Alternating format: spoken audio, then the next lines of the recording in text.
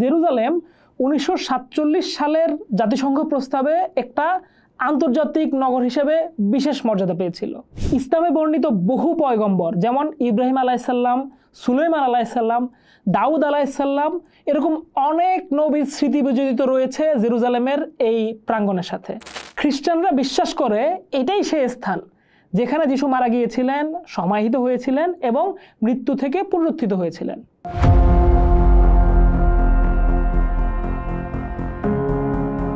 জেরুজালেমের পুরনো শহরের কেন্দ্রে অবস্থিত পবিত্র হারাম আল শরীফ কম্পাউন্ডটি বিশ্বের 3 প্রধান একাশ্বরবাদী ধর্ম অর্থাৎ ইহুদি, খ্রিস্টান ও ইসলাম এদের জন্য অত্যন্ত পবিত্র স্থান। এই কম্পাউন্ডের দক্ষিণাংশে অবস্থিত মসজিদুল আকসা মুসলমানদের 3য় পবিত্রতম মসজিদ। আর একই কম্পাউন্ডের অংশ হিসেবে বিদ্যমান স্বর্ণ গম্বুজযুক্ত রক গম্বুজ এবং পশ্চিম পাশের ইহুদিদের অতি পবিত্র টেম্পল মাউন্ট এলাকা উল্লেখযোগ্য, যার পশ্চিম দেয়ালটি ওয়েস্টার্ন ওয়াল বা দেওয়ালে মাকবারা নামে পরিচিত। জেরুজালেম 1947 সালের জাতিসংঘ প্রস্তাবে একটা আন্তর্জাতিক নগর হিসেবে বিশেষ মর্যাদা পেয়েছিল, কারণ এটা এই 3 ধর্মের মিলিত পবিত্র স্থান হিসেবে পরিগণিত হয়। আজ আমরা জানব কিভাবে মসজিদুল আকসা একই সঙ্গে মুসলমান, খ্রিস্টান ও ইহুদিদের কাছে পবিত্র এবং কিভাবে সেমিটিকদের অভিন্ন ইতিহাস এই স্থানকে ঘিরে গড়ে উঠেছে। ইসলামে মসজিদুল আকসা হলো মক্কা ও মদিনার পর 3য় পবিত্রতম স্থান। কুরআনে বর্ণিত আছে যে মহানবী হযরত মুহাম্মদ সাল্লাল্লাহু আলাইহি ওয়াসাল্লাম মেরাজের রাতের সফরে মক্কা থেকে দূরবর্তী মসজিদ অর্থাৎ আল মসজিদুল আকসা পর্যন্ত গমন করেন এবং সেখান থেকেই ঊর্ধ্বালোকে আরোহণ করেন। এজন্যই মসজিদুল আকসাকে আল আকসা অর্থাৎ দূরবর্তী মসজিদ বলা হয়, যা কাবা শরীফের পর ইসলাম ধর্মের ইতিহাসে এক বিশেষ তাৎপর্যপূর্ণ উপাসনাস্থল। প্রাথমিক ইসলামিক যুগে মুসলমানেরা এই স্থানটির দিকেই নামাজের কিবলা হিসাবে মুখ করে ইবাদত করত। পরবর্তীতে আল্লাহর ইচ্ছায় নবী কিবলা মক্কায় পরিবর্তিত করেন। মুসলমানেরা বিশ্বাস করেন হারাম আল শরীফ সংলগ্ন পাথরখণ্ড থেকেই হযরত মুহাম্মদ সাল্লাল্লাহু আলাইহি ওয়াসাল্লাম ঊর্ধ্বগমনের মেরাজ সম্পন্ন করেন। এই শিলাখণ্ডের ওপর পরবর্তীতে স্থাপিত হয় সুবিখ্যাত কুব্বাতুস সাখরা। দ্বিতীয় খলিফা উমর রাদিয়াল্লাহু তাআলা আনহুর সময় জায়গাটি পরিষ্কার করে খোলা চত্বর হিসেবে রাখা হয়েছিল এবং 692 খ্রিস্টাব্দে উমাইয়া খলিফা আব্দুল মালিক সুন্দর স্বর্ণযুক্ত একটি স্মৃতিস্তম্ভ নির্মাণ করেন। মুসলিম ঐতিহ্যে এটিও বিশ্বাস করা হয় যে এই স্থানটি কেবল ইসলাম ধর্মের নয়, পূর্ববর্তী বহু নবীরও ইবাদতের স্থান ছিল। ইসলামে বর্ণিত বহু পয়গম্বর যেমন ইব্রাহিম আলাইসাল্লাম, সুলাইমান আলাইসাল্লাম, দাউদ আলাইসাল্লাম, এরকম অনেক নবীর স্মৃতি বিজড়িত রয়েছে জেরুজালেমের এই প্রাঙ্গণের সাথে। তাই মুসলমানদের দৃষ্টিতে মসজিদুল আকসা এবং হারাম আল শরীফ হলো এক প্রাচীন তীর্থভূমি যেখানে ঈশ্বরের বহু নবী উপাসনা করেছেন এবং যা সর্বকালের মুসলিম উম্মার জন্য বরকতময় একটা স্থান। ইসলামের খিলাফতের যুগে 638 খ্রিস্টাব্দে দ্বিতীয় খলিফা উমর রাদিয়াল্লাহু তাআলা আনহু জেরুজালেম বিজয়ের পর হারাম এলাকায় প্রবেশ করে ওই স্থানে মসজিদ নির্মাণের নির্দেশ দেন বলে ইতিহাসে এসেছে। উমাইয়া খলিফারা পরবর্তীকালে সেখানে পাকা মসজিদ ও সৌধ নির্মাণ করেন।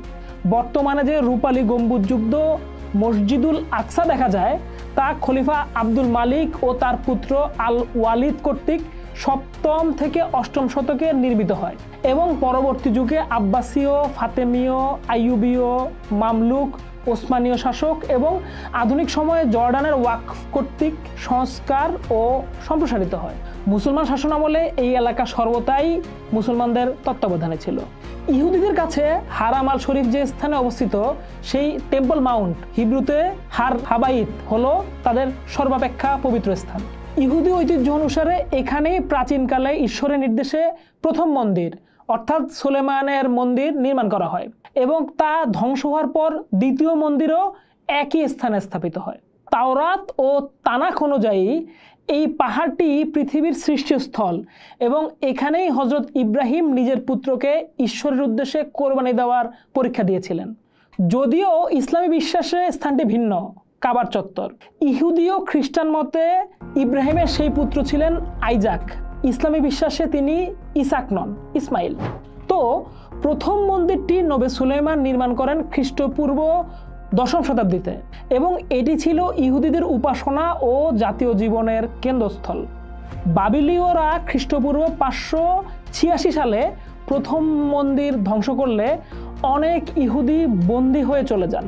পরে পারস্য সম্রাট সাইরাস তাদের জেরুজালেমে ফিরে এসে দ্বিতীয় মন্দির নির্মাণের অনুমতি দেন, এবং খ্রিস্টপূর্ব 516 সালে দ্বিতীয় মন্দির নির্মাণ সম্পন্ন হয়। এই দ্বিতীয় মন্দিরটি খ্রিস্টীয় 70 সালে রোমানরা ধ্বংস করে দেয়, এবং তারপর থেকে ইহুদিরা আর মন্দির পুনর্নির্মাণ করতে পারেনি। ইহুদি ধর্মবিশ্বাস মতে ভবিষ্যতে তাদের প্রতীক্ষিত মসিহ আসার পর এই স্থানে তৃতীয় মন্দির নির্মিত হবে এবং সৃষ্টিকর্তার পূর্ণ অনুগ্রহ পুনঃপ্রতিষ্ঠিত হবে। ইহুদি প্রার্থনায় প্রতিদিন এই মন্দির পুনর্নির্মাণের আকাঙ্ক্ষা উচ্চারিত হয়। বর্তমানে ইহুদিরা মন্দিরের নির্দেশক হিসেবে পশ্চিম দেয়ালকেই পবিত্রভাবে স্পর্শ ও প্রার্থনা করে, কারণ তাদের ধারণায় এটি দ্বিতীয় মন্দিরের অংশবিশেষ। আজকের দিনেও দেখা যায় নেতানিয়াহু ইরানে হামলা পরিচালনার আগের দিন পশ্চিম দেয়ালে চিঠি রেখে এসে নিরীহ মুসলমানদের উপর হামলা শুরু করেন। ইহুদিরা এই স্থানটিকে এতটাই পবিত্র মনে করেন যে অনেক রক্ষণশীল ইহুদি রাব্বি ফতোয়া দিয়েছেন কেউ যেন টেম্পল মাউন্টের উপর পদচারণা না করেন, কারণ অজ্ঞাতসারে হয়তো প্রাচীন মন্দিরের পবিত্রতম স্থান হোলি অফ হোলিজ এটার উপর কেউ পা দিয়ে ফেলতে পারেন, যা তাদের ধর্মীয় বিধানে নিষিদ্ধ। ইতিহাসে উল্লেখযোগ্য যে মুসলিম শাসনামলে অর্থাৎ উমর রাদিয়াল্লাহু তাআলা আনহু থেকে শুরু করে উসমানীয় শাসনামল পর্যন্ত ইহুদিদের মাঝে মাঝে হারাম আল শরীফ এলাকা ও পশ্চিম দেয়ালে প্রার্থনার অনুমতি দেওয়া হতো। বিশেষ করে উমর রাদিয়াল্লাহু তাআলা আনহু বিজয়ের পর সেখানে জঞ্জাল পরিষ্কার করে ইহুদিদের প্রবেশ সুযোগ করে দেন, এরকম বর্ণনা বহু জায়গায় উল্লেখ করা হয়েছে। উমাইয়া খলিফারা টেম্পল মাউন্টে মুসলিম স্থাপনা গড়ে তুললেও এটি ইহুদি ঐতিহ্যের সাথে ওতপ্রোতভাবে জড়িত একটা স্থান হিসেবে স্বীকৃত। খ্রিস্টানদের বিশ্বাস মতে জেরুজালেম নগরী এবং এই মন্দির এলাকা অর্থাৎ টেম্পল মাউন্ট পবিত্র স্থান। তবে খ্রিস্ট ধর্মে এর তাৎপর্য মূলত ঐতিহাসিক ও বাইবেলের ঘটনাবলীর মাধ্যমে এসেছে। বাইবেলের নতুন নিয়ম অনুযায়ী যীশু খ্রিস্টের জীবনের কিছু গুরুত্বপূর্ণ ঘটনা তৎকালীন দ্বিতীয় ইহুদি মন্দিরকে কেন্দ্র করে সংগঠিত হয়। উদাহরণ হিসেবে বলা যায়, শিশুকালে যিশুকে এই মন্দিরে উপস্থাপন করা হয় এবং তিনি সহ অন্যান্যরা তীর্থযাত্রী হিসেবে সেই মন্দিরে উপাসনা করতে যেতেন বলে বর্ণনা রয়েছে। যীশুখ্রিস্ট সেই মন্দির প্রাঙ্গণে উপদেশও দিয়েছেন, অর্থলোভী মোক্তারদের তাড়িয়ে দিয়েছেন বলেও ইনজিলে উল্লেখ আছে, যা খ্রিস্টানদের কাছে জেরুজালেম মন্দিরের স্মৃতিকে অর্থবহ করে তোলে। তবে খ্রিস্ট ধর্ম মতে যিশুর ভবিষ্যৎবাণী অনুসারে মন্দিরটি ধ্বংস হয়ে যাওয়ার পর খ্রিস্ট ধর্মে উপাসনার জন্য নির্দিষ্ট স্থানের বাধ্যবাধকতা উঠে যায়। যিশু তার এক শিষ্যকে বলেছিলেন, এক সময় আসবে যখন এই পর্বতেও না, জেরুজালেমেও না, সত্যিকারের উপাসকেরা আমার পিতা ঈশ্বরের উপাসনা করবে নিজের আত্মা ও সত্যে। যোহান অধ্যায় 4 আয়াত 21 থেকে 24। এই শিক্ষার ভিত্তিতে খ্রিস্টানদের কাছে জেরুজালেমের পবিত্রতার চেয়ে বিশ্বজনীন চার্চ বা ঈশ্বরের অদৃশ্য মন্দিরের ধারণাই প্রাধান্য পায়।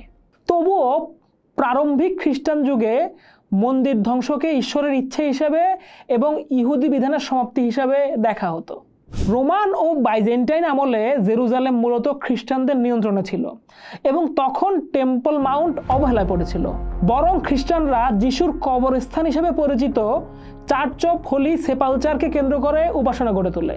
খ্রিস্টানরা বিশ্বাস করে এটাই সেই স্থান যেখানে যিশু মারা গিয়েছিলেন, সমাহিত হয়েছিলেন এবং মৃত্যু থেকে পুনরুত্থিত হয়েছিলেন।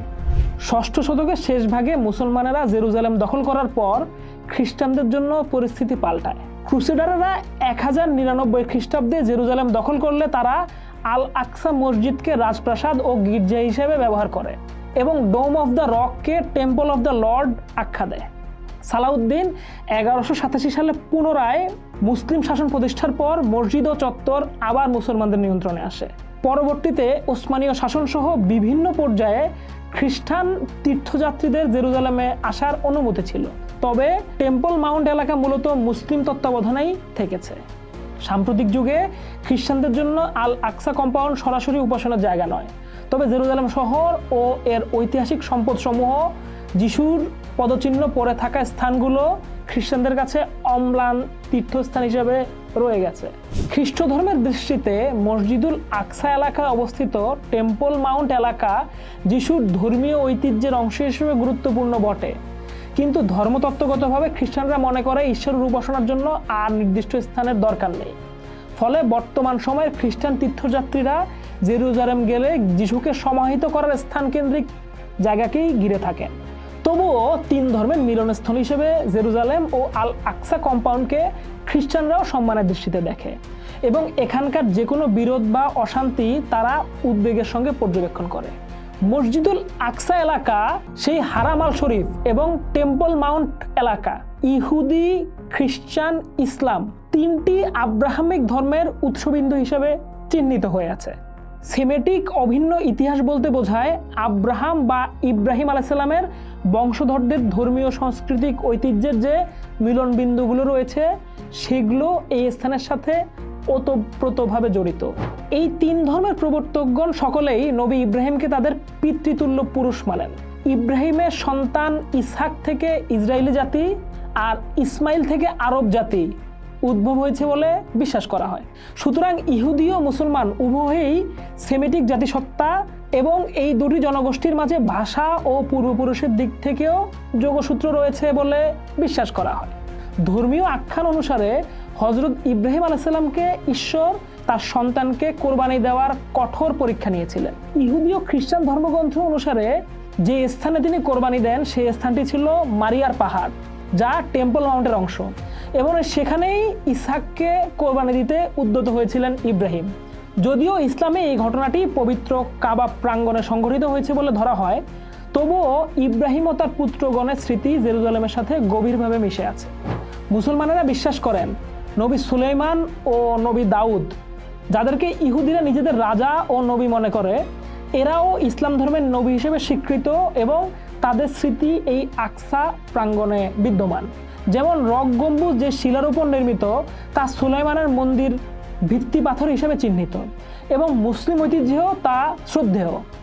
মুসলমানদের ভাষায় এটিকে আল সাখরা বলা হয় এবং ধারণা করা হয় যে এখান থেকে নবী মুহাম্মদ সাল্লাল্লাহু আলাইহি সাল্লাম ঊর্ধ্বলোকে গমন করেন।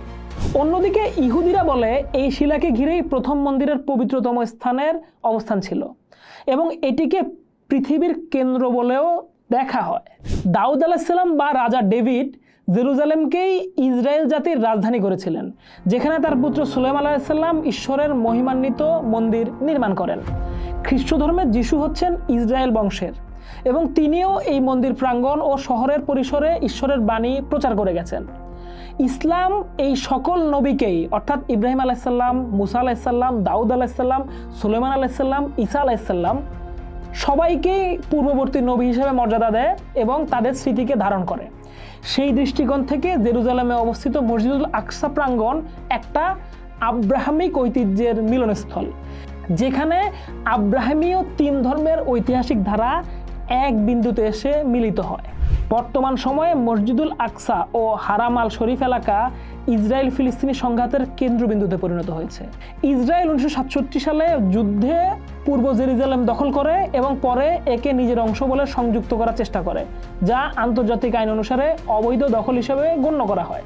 মুসলিম বিশ্ব এই এলাকাকে ইসলামের পবিত্র স্থান হিসেবে রক্ষা করতে বদ্ধপরিকর, আর ইহুদি চরমপন্থীরা এখানে তৃতীয় মন্দির নির্মাণের আকাঙ্ক্ষা পোষণ করেন। মাঝখানে জেরুজালেম শহরে খ্রিস্টান সম্প্রদায়ও আছে, যাদের কাছে এই শহরের প্রতিটি পদক্ষেপ ঐতিহ্যময়। এই এত শত টানাপোড়েনের মাঝেও মসজিদুল আকসা কিন্তু তিন ধর্মের অভিন্ন ঐতিহ্যের প্রতীক হতে পারত, যদি সবাই এটির বহুমাত্রিক ইতিহাসকে গ্রহণ করত। উদাহরণ হিসাবে কিং ডেভিড, যিশু, হযরত মুহাম্মদ সাল্লাল্লাহু আলাইহি সাল্লাম সবাই কোনো না কোনোভাবে এই শহরের মাটিতে পদচিহ্ন রেখেছেন, কিন্তু দেখা যায় ইতিহাসের বহু যুদ্ধ ও ক্রুসেড হয়েছে এই এতটুকু ভূমিকে কেন্দ্র করে। আবার ইতিহাসে এটাও দেখা যায় সালাউদ্দিনের মতো শাসক জেরুজালেম দখলের পরেও সব ধর্মের পবিত্র স্থানকে সম্মান ও সুরক্ষা দিয়েছিলেন। এই অভিন্ন সেমিটিক ইতিহাস আমাদের স্মরণ করিয়ে দেয় যে বিশ্ব ধর্মগুলোর শেকড় বহুলাংশে অভিন্ন এবং পারস্পরিক সম্মান ও বোঝাপড়া প্রদর্শন করাই শান্তিপূর্ণ সহাবস্থানের পথ। জেরুজালেমের এই পবিত্র কম্পাউন্ডটি তাই কেবল দ্বন্দ্বের ক্ষেত্র নয়, বরং মানবজাতির যৌথ ঐতিহ্যের এক মহৎ নিদর্শন, যা রক্ষা করা এবং সম্মান দেওয়া বিশ্বের প্রতিটি বিবেকমান মানুষের নৈতিক দায়িত্ব। পোস্ট দেখুন, ভাবুন, করুন। থাকুন পোস্টের সাথে।